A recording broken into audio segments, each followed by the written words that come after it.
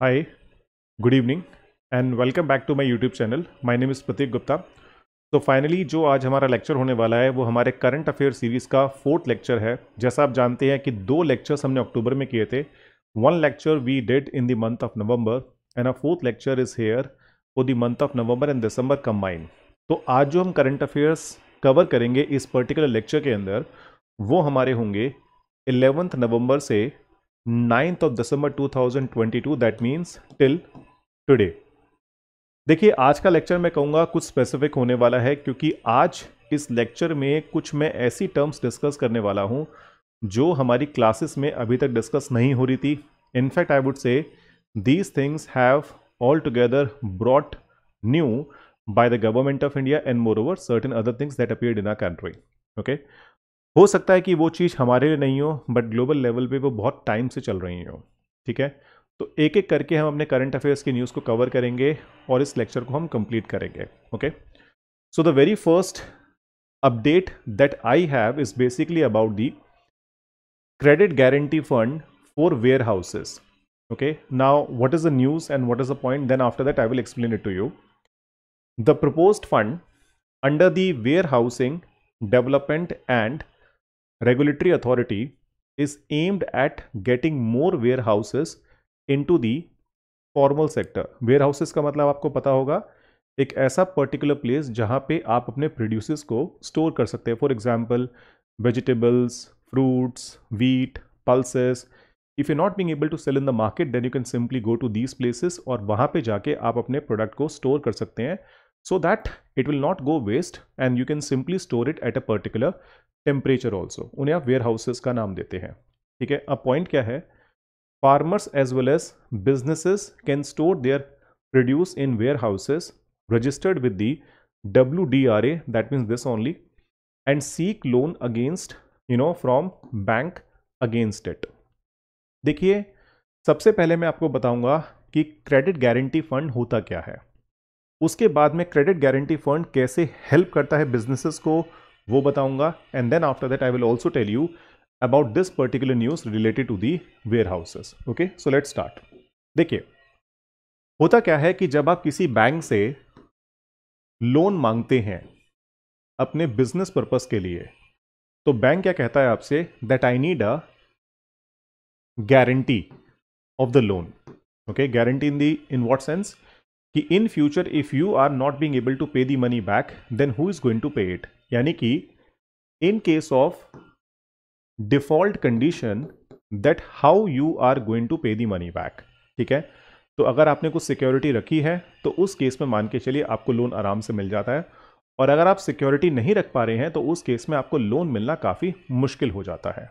Getting what I am saying? अब देखिए, यहीं पे जो क्रेडिट गारंटी फंड की शुरुआत हुई थी हमारे देश के अंदर that was from the month of 2000, I think it was the May और June, that was when the Atal Bihari Vajpayee sahab was the prime minister of our country. ठीक है, और ये शुरू हुआ था आपका माइक्रो, स्मॉल, मीडियम एंटरप्राइजेस के लिए, यानी कि जो छोटी कंपनीज होती है उनके लिए। अब देखिए, सबसे बड़ी प्रॉब्लम छोटी कंपनीज को ये होती है कि जब उन्हें बिजनेस स्टार्ट करना है उनको अगर लोन चाहिए तो उनके पास गारंटी के तौर पे गिरवी रखने के लिए कुछ नहीं होता है।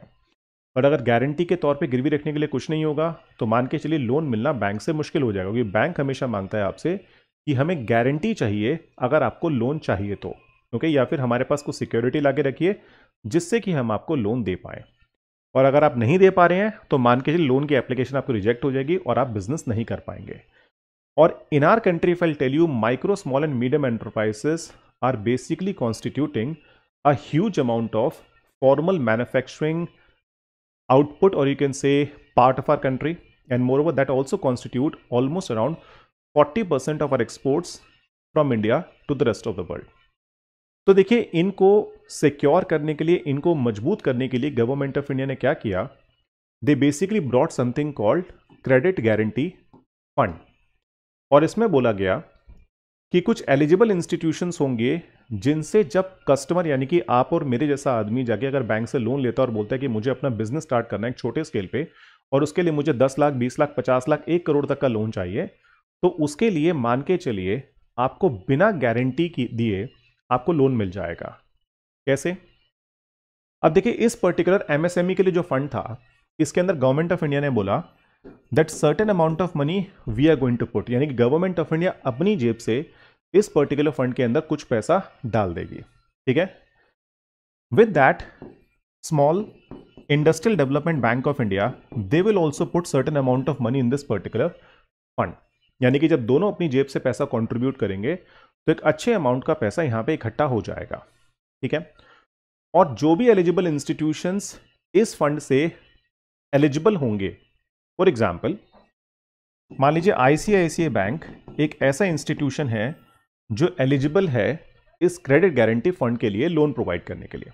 तो मान लीजिए अगर मैं प्रतीक गुप्ता आईसीआईसीआई बैंक के पास गया और बोला कि सर मुझे लोन चाहिए क्योंकि मुझे बिजनेस स्टार्ट करना है, और मेरे लोन को गारंटी किया है गवर्नमेंट ऑफ इंडिया ने with the help of this particular fund, and sir you are eligible to simply lend money to me. तो मैंने उनसे बोला मुझे 50 लाख रुपए का लोन चाहिए, I need a loan of 50 lakh rupees so that I will be able to start my business, ठीक है। अब because of this particular thing ICICI bank ने क्या किया, मुझे 50 लाख रुपीज का लोन प्रोवाइड कर दिया, getting what I am saying. और लोन मिलने के बाद अब मैं अपना बिजनेस कर पाऊंगा, and as usual whatever amount of money I have borrowed from the ICICI bank, I have to give this money back to the ICICI bank in the form of EMIs, ठीक है। Now let's suppose due to any particular reason अगर मैं business मेरा अच्छा नहीं चल पाया और मेरा बिजनेस बंद हो गया, तो उस केस में क्या होगा, मैं बैंक से डिफॉल्ट कर जाऊंगा क्योंकि मैं बैंक को पैसा नहीं दे पाऊंगा, और मेरा लोन बैंक के लिए क्या बन जाएगा, नॉन परफॉर्मिंग असेट। आई होप आप समझ रहे हैं मैं क्या कहना चाह रहा हूं। तो उस केस में अगर मेरा लोन नॉन परफॉर्मिंग असेट बन गया तो वो लॉस किसका हुआ, वो लॉस हुआ बैंक का, ठीक है। So in that case when this kind of transaction will happen in this particular way, तो आईसीआईसीआई बैंक क्या करेगा, वो इस क्रेडिट गारंटी फंड से जो भी डिफॉल्ट मैंने किया है that will be taken care of with the help of this particular fund. तो कहने का मतलब क्या है, यहां पे आसानी क्या होगी कि बैंक अब जब micro small and medium enterprises को लोन देंगे तो उनको लोन देने में कोई भी दिक्कत नहीं होगी, क्योंकि ना तो उनको गारंटी चाहिए ना ही कोई उनको सिक्योरिटी चाहिए, क्योंकि उनकी लोन्स को सिक्योर्ड करने के लिए पीछे कौन है, this particular fund has been created by the government of India with the help of SIDBI. I hope आप समझ गए होंगे मैं क्या कहना चाह रहा हूं। तो देखिए इस पर्टिकुलर न्यूज के अंदर क्या बोला गया है कि गवर्नमेंट ऑफ इंडिया अगेन कुल एलिजिबल इंस्टीट्यूशंस होंगे, वो इंस्टीट्यूशंस कुछ वेयर हाउसिंग कंपनीज को वेयर हाउसेस बनाने के लिए पैसा प्रोवाइड करेंगे, ठीक है, as a loan. Obviously the bank will give loan. So मान लीजिए मेरी एक कंपनी है जो वेयर हाउसेस बनाना चाहती है, तो मैं बैंक के पास जाऊंगा, लोन लूंगा और मैं वेयर हाउसेस बना पाऊंगा, ठीक है। अब देखिए उस वेयर हाउसेस के अंदर obviously the people, the farmers, the producers are suppose to simply put their produce in it, और जब वो अपने प्रोड्यूस मेरे वेयर हाउस के अंदर रखेंगे तो उसके बदले में मैं उनसे क्या चार्ज करूंगा, I will charge simply fees for it. और जो पैसा मैं उससे कमाऊंगा उससे ऑब्वियस सी बात है मैं अपने बैंक्स को लोन की पेमेंट वापस दे पाऊंगा, ठीक है। इससे सबसे बड़ा फायदा किसको हुआ, सबसे बड़ा फायदा हुआ देश को, बिकॉज नाउ यू कैन से you will have lesser amount of wastage in the country, क्योंकि अगर आपने अपने प्रोड्यूस को सही टाइम पे स्टोर कर दिया, ठीक है, और वो खाली आप मान के चलिए ओपन जगह में नहीं पड़ा रहा, तो वेस्ट नहीं होगा। और दूसरी बात, सबसे अच्छी बात यहां पे क्या बोली गई है कि जो भी प्रोड्यूस आप वेयर हाउस में रखेंगे, अब जैसे मान लीजिए मेरे पास कोई एक्स आदमी आया, उसने अपना प्रोड्यूस मेरे वेयर हाउस में रखा और उसकी कीमत है 10 लाख रुपए, 20 लाख रुपए का सामान उसने मेरे वेयर हाउस के अंदर स्टोर कर दिया।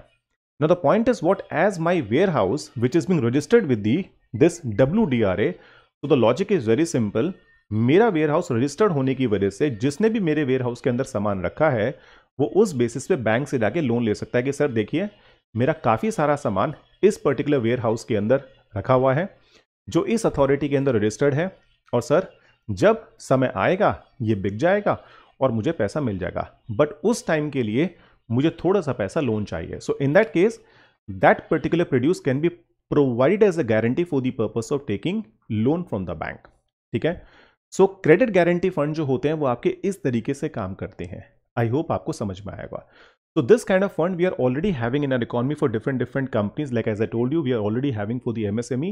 Now that is also being created for the purpose of warehouses. Okay, that is the first update that we have between this particular period. Okay, now let's move to the second update. Second update देखिए, इसमें कुछ खास नहीं है समझने वाला. It's just that you can say one updation is being there because one authority has been dissolved and the second authority which is already exist has been given the extra responsibility. जैसे आप जानते हैं, जब GST implement हुआ था, तो there was one body which was established by government of India in the name of NAPA, national anti profiteering authority.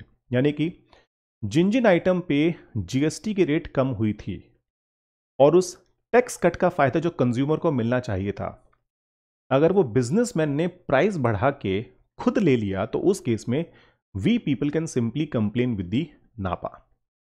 Okay, so now you can say this NAPA body has been dissolved, and whatever tax cut and the other thing which is being kind of done by government of India for various item, and the benefit is supposed to be passed on to the consumer. If now that benefit will not be passed, then obviously you are not supposed to complain with NAPA because it has been dissolved and the responsibility has been given to the Competition Commission of India. So you can read this news. National Antitrust Watchdog Competition Commission of India, CCI, will from December 1st handle all complaints related to profiteering under goods and services tax in place of National Anti-Profiteering Authority. NAA was set up in November 2017 to check unfair profiteering by registered suppliers under the GST law to safeguard consumers. Initially, it was set up for 2 years till 2019. Then its tenure was extended by 2 years till November 2021, and again by another year. The tenure of the NAA and this particular month. So that is a one update that we have. As I told you, in my lectures, I am not telling you what news are being coming. So whatever existing is there is no need to provide it. Whatever new is being coming, whatever update is being coming, that I am supposed to provide in these kind of lectures. That's why this particular news I have incorporated. So this particular thing you can update in your notes. Okay. Now, the third particular news, again, which is a good part. It's about Skill India Mission. So under that, what is being given by Government of India, again, it's a very theoretical and hardly any concept is provided. So we can read that. Skilling Scheme's new avatar set to focus on women's COVID hit workers. What is that? The Skill Development and Entrepreneurship Ministry, that is MSDE, is awaiting the Union Cabinet approval for the new version PM Kaushal Vikas Yojana 4 we have. Okay. One focus area of PM Kaushal Vikas Yojana 4 will be to impart skills training to women in running and maintaining electric vehicles. So जैसा आप जानते हैं, electric vehicles के बारे में आजकल बहुत चर्चा होती है. गवर्नमेंट अलग अलग सब्सिडीज भी देती है कि अगर आप इलेक्ट्रिक व्हीकल परचेज करते हैं, तो इन दैट केस गवर्नमेंट चाहती है कि वुमेन्स को इलेक्ट्रिक व्हीकल की रिपेयरिंग को सिखाया जाए as a part of PM Kaushal Vikas Yojana 4. तो when you read further, installing solar rooftop. जैसे आजकल आप जानते हैं कि सोलर रूफटॉप काफ़ी पॉपुलर होते जा रहे हैं दिन पे दिन, क्योंकि देखिए पहली बात, एक तो देखिए ना ही कोई पॉल्यूशन है ना ही कुछ है. आजकल सिंपली आप लोगों ने देखा होगा, बहुत सारे लोग अपने घरों की छतों के ऊपर सोलर पैनल इंस्टॉल करवाते हैं. वन टाइम एक्सपेंसेस है, बट मान के चलिए फ्यूचर में बहुत बेनिफिट है. पहली बात, आपका बिजली का बिल कम आता है. दूसरी बात, जो भी एक्स्ट्रा इलेक्ट्रिसिटी जनरेशन होती है वो आप रिटर्न कर सकते हैं अपने एरिया के जो भी आपका विद्युत बोर्ड है या जो भी आपका इलेक्ट्रिसिटी डिस्ट्रीब्यूशन कंपनी है, और उससे भी आपके बिल में एडजस्टमेंट हो जाती है. So because of that, this solar rooftop are being kind of very popular currently in case of our country. Obviously, those people who can afford it. तो इस केस में ये भी सिखाया जाएगा कि सोलर रूफटॉप्स को कैसे इंस्टॉल किया जाता है. And other jobs currently dominated by males, as the government aims to increase the female labor force participation. So again, you can say male female participation in the labor force, and moreover the different kind of things. So जैसे आप जानते हैं, PM Kaushal Vikas योजना 1, 2, 3 हर बार अलग अलग government के अलग अलग ऑब्जेक्टिव होते हैं. तो फोर्थ में जो गवर्नमेंट का मेन ऑब्जेक्टिव है वो क्या है, that we want to simply impart training to women and moreover those people who are COVID hit workers, so that these people will be able to get jobs in the market and the unemployment will go down in the country. Now let's see the other point. The government has so far imparted skills to 13.2 million candidate. 13.2 million का मतलब हो गया 1.32 crore people till December 31st, 2021 under the PM Kaushal Vikas Yojana, which was launched in 2015. With hybrid work from becoming the new normal since the pandemic outbreak, PM Kaushal Vikas Yojana 4 will also see a greater focus on digital training while also emphasizing on the job training component of skilling. Okay तो हो सकता है आपके prelims में question आ जाए कि what is this PM Kaushal Vikas Yojana 4 and what is the main focus areas of the government of India in this particular point. तो ये एक अपडेट है जो आप लोगों को पता होना चाहिए। That is something new I would say which is been given by government of India. Now let's move to the next particular news है। अब देखिए ये है हमारा remission of duties and taxes on exported products, जिसको हम short form में बोलते हैं RODTEP। देखिए ये समझने वाली एक चीज है, बहुत ही बेसिक कॉन्सेप्ट है, पर जब आप इसे इंटरनेट पे पढ़ते हैं, अलग अलग बुक्स में पढ़ते हैं, तो काफी कंफ्यूजन होती है। देखिए हुआ क्या था, हमारी जो फॉरेन ट्रेड पॉलिसी है 2015 टू 20, उसके अंदर बहुत सारी ऐसी स्कीम्स थी जो गवर्नमेंट ऑफ इंडिया प्रोवाइड करती थी for the purpose of export promotion. जैसे मैं आपको बताऊं, गवर्नमेंट ऑफ इंडिया के स्पेशल इकोनॉमिक जोन्स हो गए, फिर मर्चेंडाइज एक्सपोर्ट स्कीम हो गई, ठीक है, और भी बहुत सारी स्कीम्स थी जिसके अंदर गवर्नमेंट ऑफ इंडिया काफी सारे बेनिफिट्स प्रोवाइड करती थी when the corporates were exporting certain things from our country. ठीक है, अब देखिए WTO के जो ट्रेड कंप्लायंस रूल्स हैं वो सारी की सारी स्कीम्स मान के चलिए उन रूल्स के खिलाफ जाती थी। अब देखिए पूरी बैकग्राउंड क्या है वो तो नॉर्मली हम क्लास में डिस्कस करते हैं, बट यहां पे केवल मैं आपको एक बैकग्राउंड दे रहा हूं कि वो सारी की सारी जो स्कीम्स हैं हमारी वो WTO के नॉर्म्स के हिसाब से कंप्लाई नहीं होती थी। तो यूएस ने क्या किया, उन सारी की सारी स्कीम्स को चैलेंज किया WTO के डिस्प्यूट सेटलमेंट मैकेनिज्म के अंदर, and then after that we lost the case, और केस हारने के बाद हमें उन सारी स्कीम्स को रोकना पड़ा। बट देखिए सिंपल सी बात है, अगर एक्सपोर्ट्स को बढ़ाना है इस कॉम्पिटिटिव एनवायरनमेंट में जहाँ पे हमें कम्पीट करना है चाइना से, इंडोनेशिया से, बांग्लादेश से, so many countries who are basically doing a very good export and more over in comparison to our quality and prices they are doing comparatively better. तो उस केस में हमें क्या करना है, गवर्नमेंट को कहीं ना कहीं इन लोगों का हाथ थामना होगा और थाम के कहीं ना कहीं एक्सपोर्ट को हमें बढ़ाना है, क्योंकि आप जानते हैं करंट ईयर में अगर आप देखेंगे तो पिछले साल के मुकाबले हमारे जो एक्सपोर्ट्स हैं वो करीब करीब 16 से 17%, यानी कि the exports of a country in comparison to last year has reduced by almost 16 to 17% down. ठीक है, एक्सपोर्ट्स हमारे कम है। तो उसी पॉइंट को ध्यान में रख के गवर्नमेंट ऑफ इंडिया ने क्या किया, they started a scheme which is basically the compliant to the rules of WTO, and that scheme name is what, remission of duties and taxes on exported product. अब देखिए logic यहां पे बहुत simple है। रेमिशन का मतलब होता है वापस देना, छूट देना। कैसे, जैसे मान लीजिए अगर आप कुछ पर्टिकुलर प्रोडक्ट्स को एक्सपोर्ट करते हैं जो इस स्कीम के अंडर आती हैं, जैसे फॉर एग्जांपल गवर्नमेंट ने भी क्या किया है, government of India included this, there are certain more products as a part of this particular scheme, for example chemicals, pharmaceuticals, iron and steel products. ठीक है, अगर आप इन प्रोडक्ट्स को इंडिया से एक्सपोर्ट करते हैं तो देखिए एक्सपोर्ट करने पे क्या है, गवर्नमेंट क्या करेगी, जो ड्यूटीज आपने इन प्रोडक्ट्स पे पे करी है, ठीक है, whatever you have produce here and whatever duties you have paid, तो गवर्नमेंट ने कुछ यहां पे नंबर्स फिक्स कर दिए हैं that what is the amount of duty will be refunded back to you.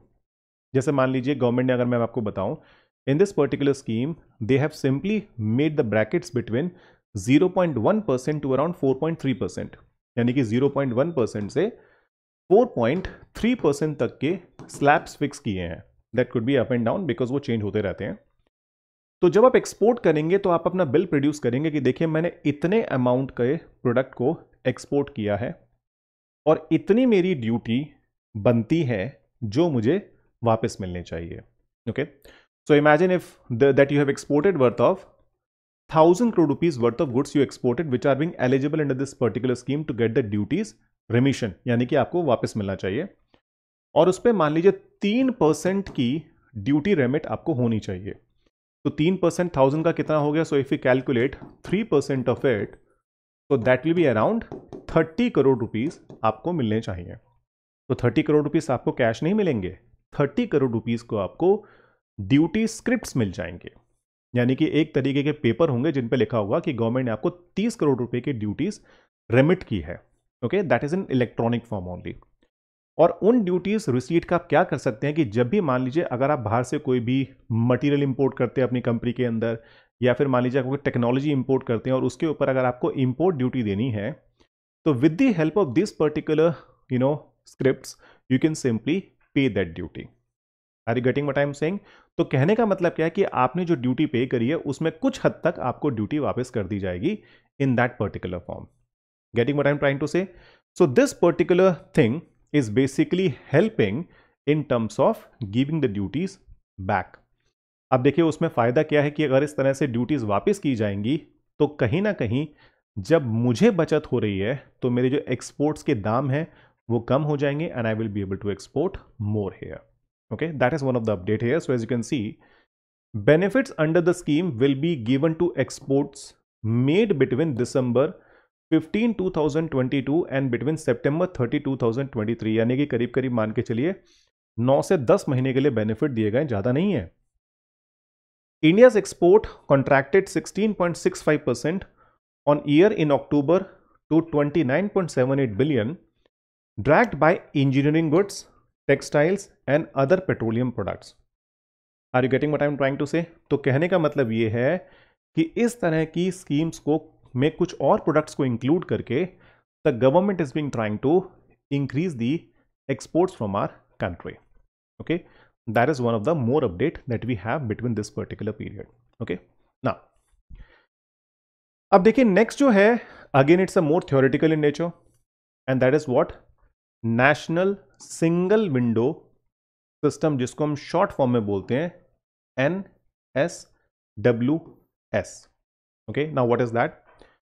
आप मान के चलिए एक ऐसी विंडो गवर्नमेंट ने बना रखी है जिसके अंदर, विंडो ऐसे नहीं कि जिसके अंदर आप झांक सकते हैं, obviously not that kind of window, it's basically a kind of A system. जैसे देखिए होता क्या है कि जब हमें कोई प्रोजेक्ट स्टार्ट करना होता है तो हमें डिफरेंट डिफरेंट मिनिस्ट्रीज से परमिशन लेनी पड़ती है, सेंट्रल गवर्नमेंट लेवल पे, स्टेट गवर्नमेंट लेवल पे, और परमिशन लेते लेते कई बार इतना टाइम लग जाता है that the investor will get really frustrated और उस प्रोजेक्ट को वो रोक के चले जाते हैं, और उनके इस एक्सपीरियंस को देख के जो और इन्वेस्टर्स होते हैं वो भी इन्वेस्ट नहीं करते हैं। Okay, so the point is what, we need to make the things even more simplified so that more investment will come in the country. तो ये जो हमारा NSWS जो गवर्नमेंट ने बनाया है उसके अंदर गवर्नमेंट कह रही है कि now all the permissions, all the requirements you can done through with a single place. That means you can go to that particular website or to that particular department and there you will be able to get all the formalities completed at a central level and moreover at a state level also। यानी कि सारी formality इस जगह complete होने के बाद क्या होगा, the things will be even more faster in terms of implementing the project in case of our country। So see this particular thing, 44,000 plus approvals have been facilitated through NSWS bid and 28,000 plus approvals are currently under process। NSWS provides a single platform for investors, entrepreneurs and businesses to identify and obtain approvals।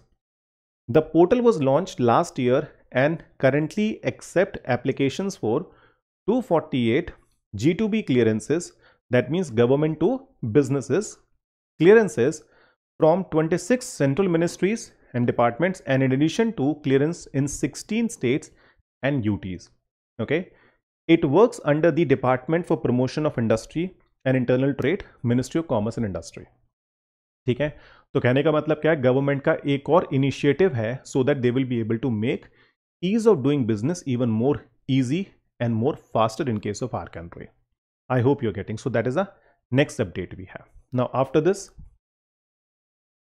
the next is basically about the securities given to the urban cooperative banks। जैसे आप जानते हैं पिछले 10 सालों के अंदर हमारे India में 60 से ज़्यादा बैंक फेल हुए हैं। The numbers are even more, and all the banks are mainly cooperative banks। ठीक है, तो उससे रिलेटेड कुछ रिफॉर्म्स भी किए गए हैं government of India and RBI द्वारा, क्योंकि उसके अंदर जो एक्ट्स थे, जो लॉज थे, उनके अंदर अमेंडमेंट किए गए। ठीक है, अब देखिए पॉइंट क्या है, कोऑपरेटिव बैंक्स को ज़्यादा स्ट्रांग बनाना है। अब स्ट्रांग बनाने के लिए जैसे हमारे बाकी कमर्शियल बैंक हैं, जिसे आप पब्लिक सेक्टर बैंक बोलते हैं, प्राइवेट बैंक है, फॉरेन बैंक है, जो उनको स्ट्रांग बनाने के लिए जिस तरह से बेसल नॉर्म्स फॉलो किए जाते हैं उसी तरीके से कुछ एक्स्ट्रा नॉर्म्स हमारे रिजर्व बैंक ऑफ इंडिया ने दिए हैं. But before that, in the recent time what they have done, they have simply put all this cooperative bank into 4 tier, यानी कि इनको अलग अलग बॉक्सेस के अंदर डिवाइड किया गया है. For example, if you see in the tier 1 they put those banks whose deposits are up to ₹100 crore, यानी कि ये छोटे छोटे कोऑपरेटिव बैंक है जो एक डिस्ट्रिक्ट में काम करते हैं.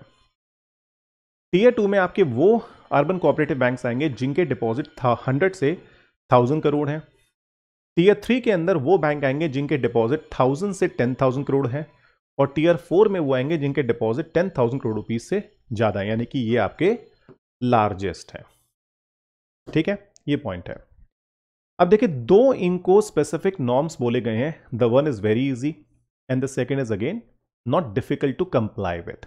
जैसे दोनों के केस में मैं आपको थोड़ा थोड़ा बताऊंगा कि इनका मतलब क्या होता है, दोनों नॉर्म्स दिए क्या गए हैं.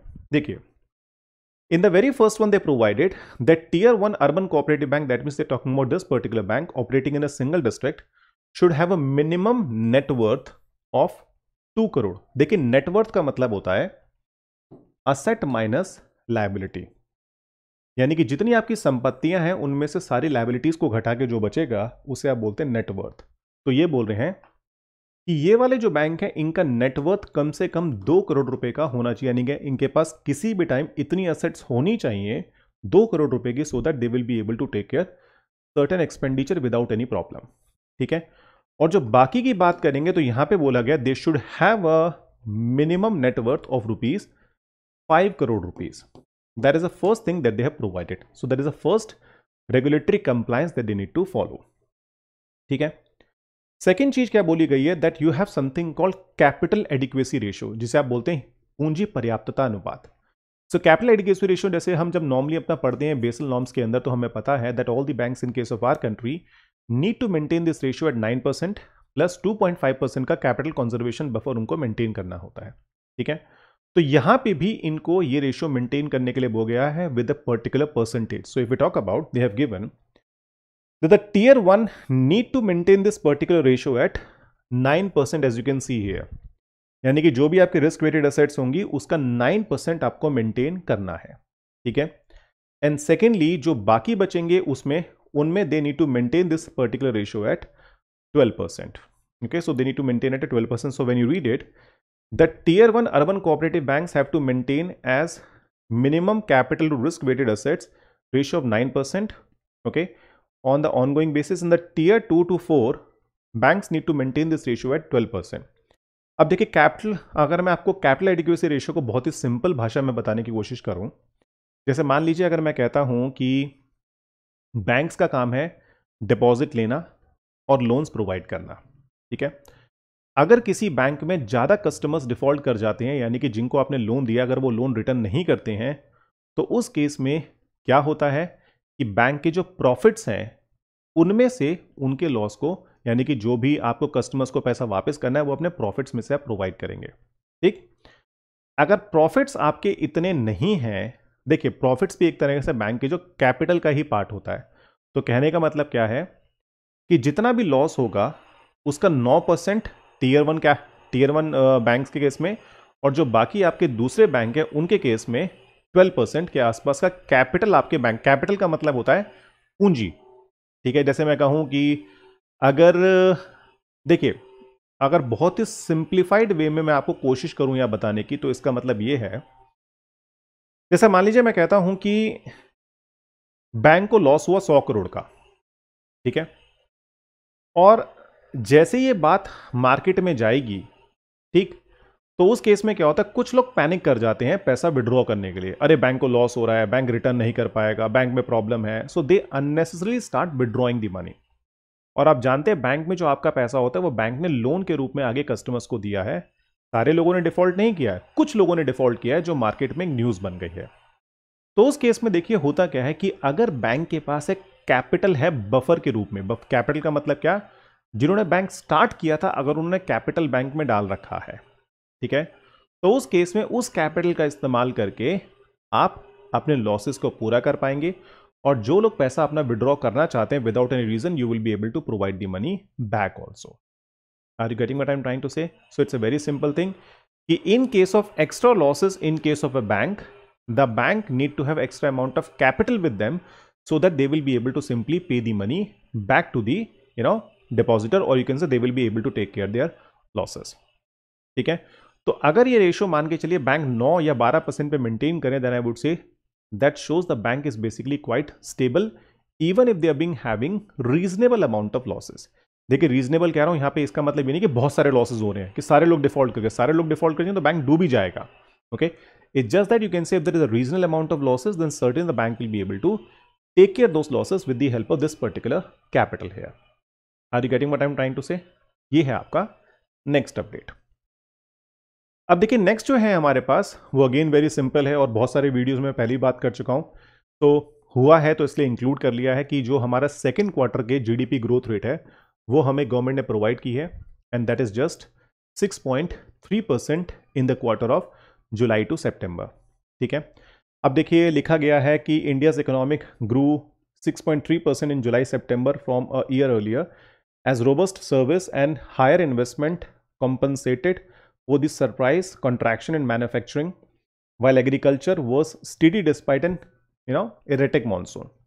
Then after that, second quarter growth was in line with independent estimate but sharply down from 13.5% in the preceding June quarter.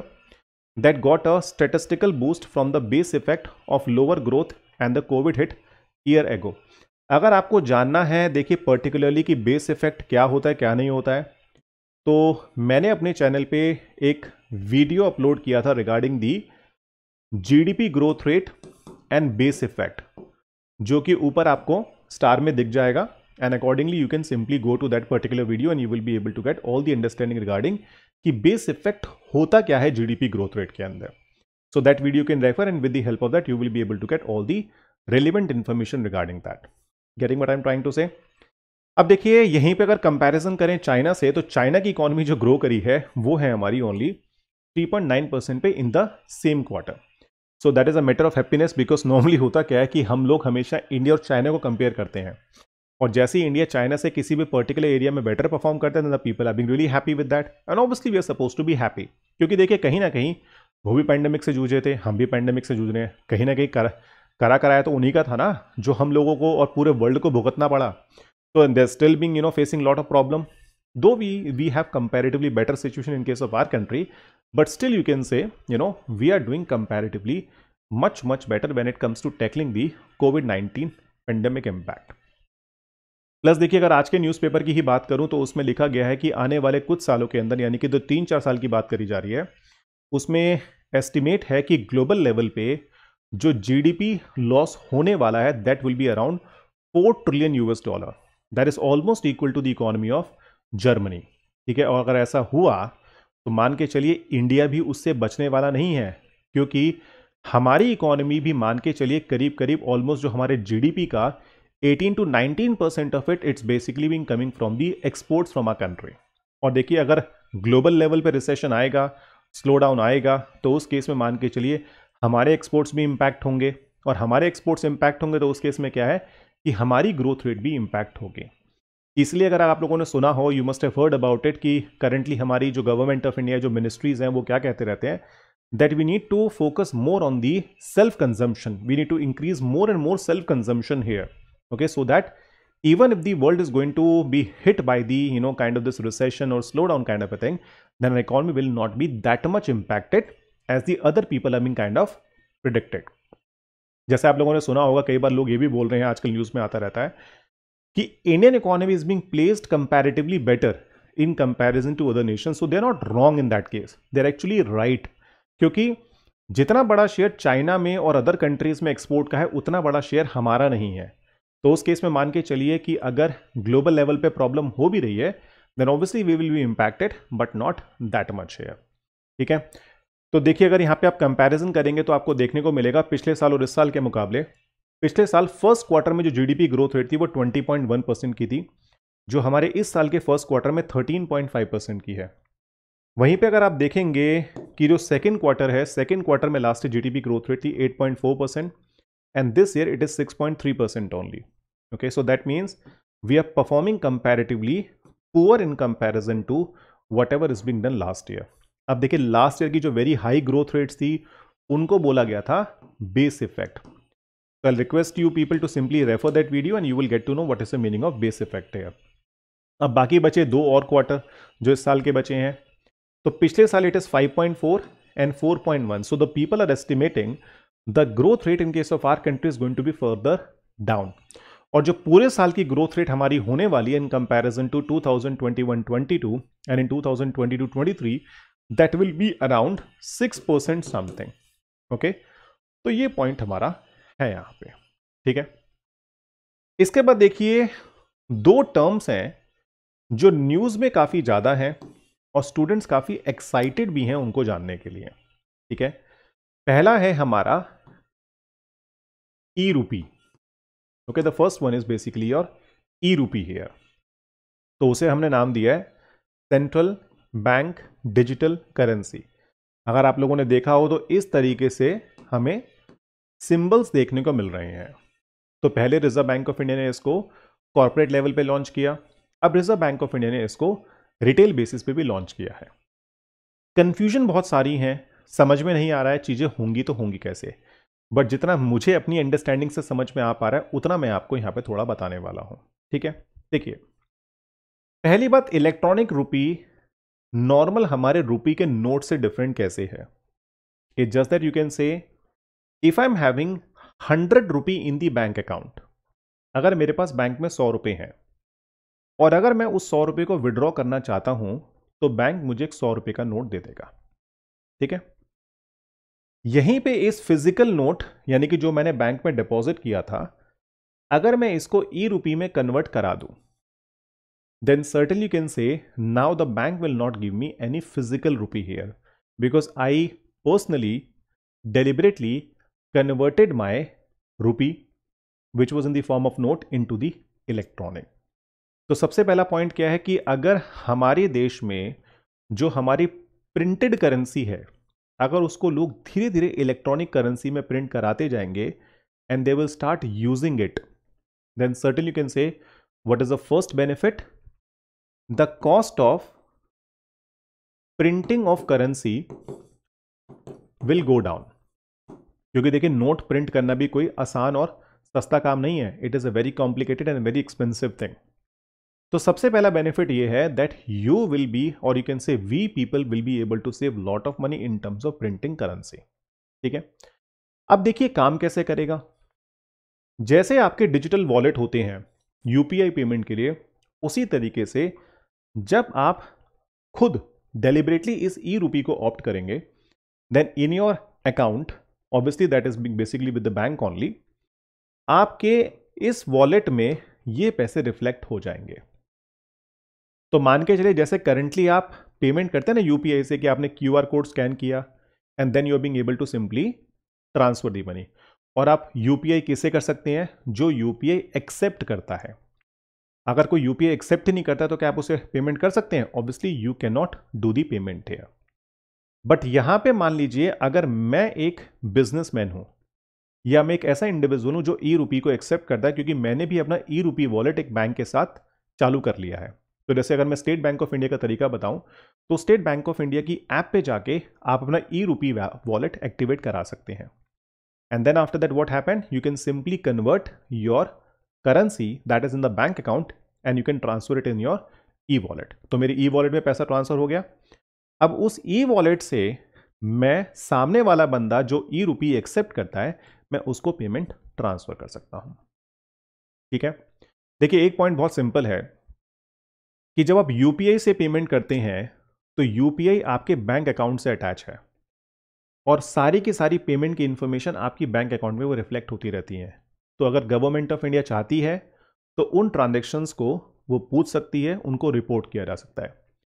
But यहां पे मान के चलिए जैसे ही आपने डेलिबरेटली उस ई रूपी वॉलेट को एक्सेप्ट किया तो जो भी ट्रांजैक्शंस आप कर रहे हैं that will B not that much traceable. ठीक है, तो वो इतना ट्रेसेबल नहीं होगा. सिर्फ एक चीज ये है कि बैंक आरबीआई को क्या रिपोर्ट कर सकता है, इनकम टैक्स डिपार्टमेंट को क्या रिपोर्ट कर सकता है कि जितने पैसे आपने ट्रांसफर किए हैं वो रिपोर्ट हो जाएगा कि इतने पैसे ट्रांसफर कर दिए गए हैं ई रूपी वॉलेट में and that person has opted it. And then after that whatever payments are being done, hardly any check on that. But मान के चलिए सब कुछ डिजिटली हो रहा है तो डिफिकल्ट नहीं होगा ट्रैक करने के केस में। Whenever the government of India wants to track with different means you will be able to track it. तो देखिए बहुत ही सिंपल सा पॉइंट है, इस डिजिटल करेंसी का केवल एक ही फायदा होने वाला है, and that is what, that you will be able to simply reduce the cost of printing of money. बहुत सारे लोग कह रहे हैं कि ब्लैक मनी कंट्रोल हो जाएगी। देखिए ब्लैक मनी कंट्रोल होगी नहीं होगी, which I believe is not going to be that much effective, क्योंकि जब तक आप डेलिबरेटली इसको ऑप्ट नहीं करेंगे तब तक आप कैश ट्रांजेक्शन कम कैसे करेंगे। Are you getting what I am trying to say. अब देखिए कंट्री में जो डिजिटल ट्रांजेक्शंस बढ़ गई हैं, इतनी क्यों बढ़ गई हैं, क्योंकि बैंक अकाउंट खुल गए हैं, यूपीआई लोग एक्सेप्ट करने लग गए हैं। छोटी छोटी जगह पे आप जाएंगे, चाय पियेंगे, समोसा खाते हैं, कुछ भी खाते हैं, तो उस केस में सामने वाला आपसे यूपीआई एक्सेप्ट करता है। तो मान के चलिए it just that it is one more system where people can simply opt the transfer of money digitally. Okay, in one case it is a bank who is doing it, in the second case again it is the bank who is basically being providing you service with the help of a different e-wallet and nothing else.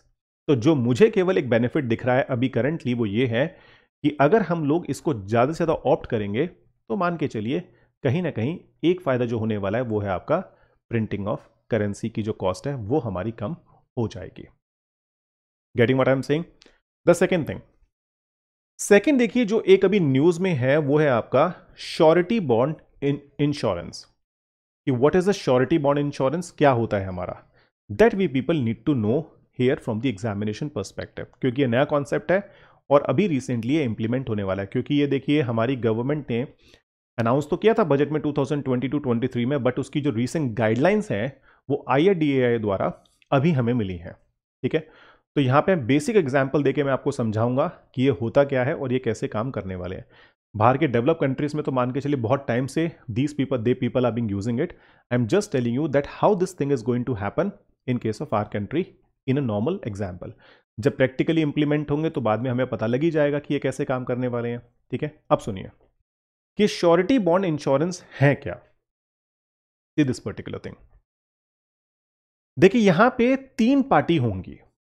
तीन party कौन कौन, you have first of all known as a principal.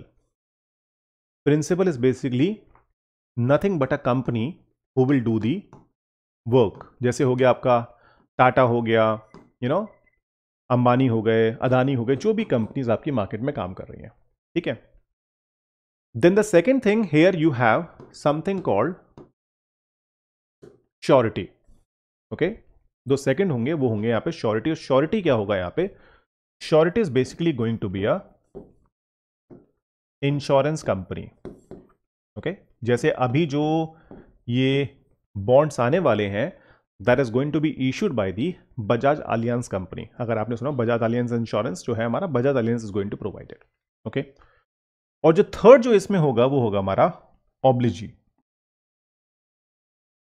इसको normally आप बोलते हैं, यहां पे ये होगी हमारी पार्टी गवर्नमेंट।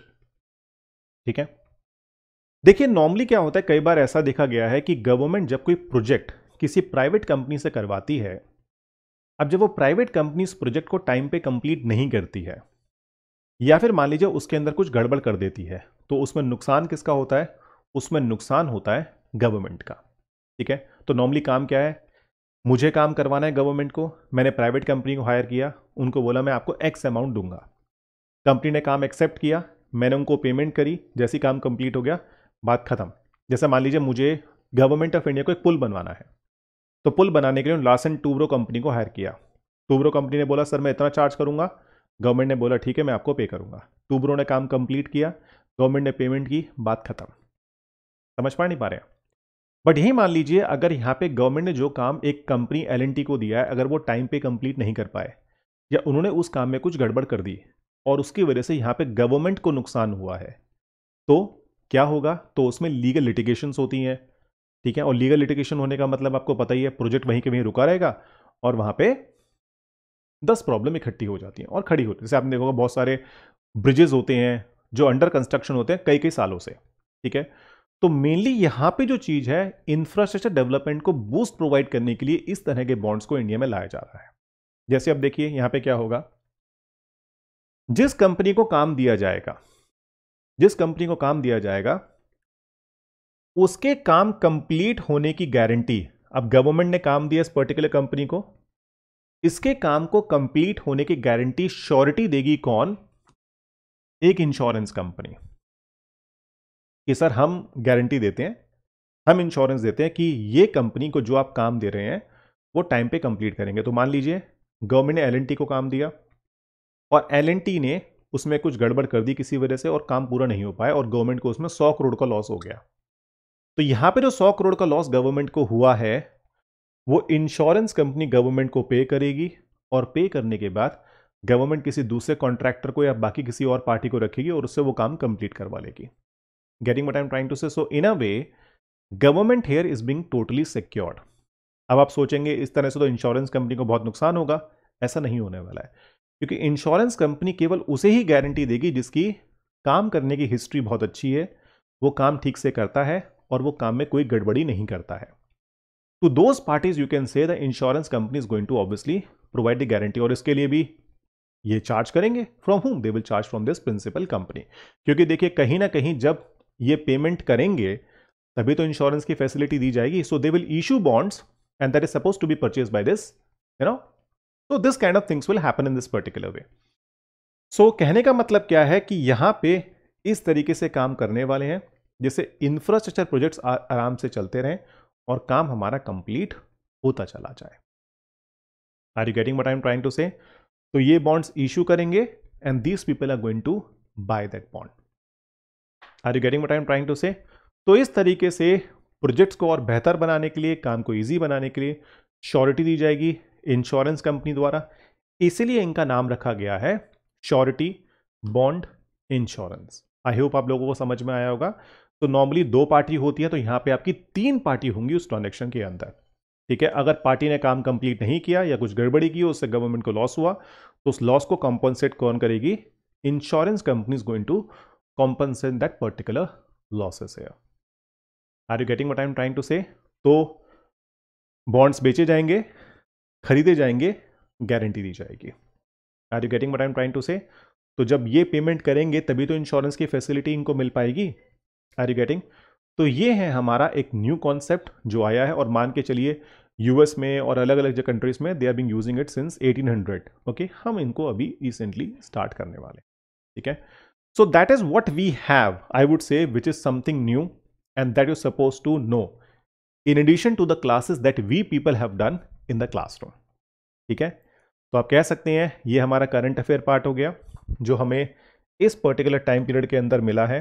और मैं आपको कहना चाहता हूं thank you for watching this particular video, and more over you people can simply join me on my Telegram chat link with the help of this particular one that is also being given in the description part, and then you have a Telegram page of mine, Pratik Gupta 2001. You can simply join me there. Plus please join my YouTube channel for the purpose of getting more and more informative video, and once you join it please click on the bell icon.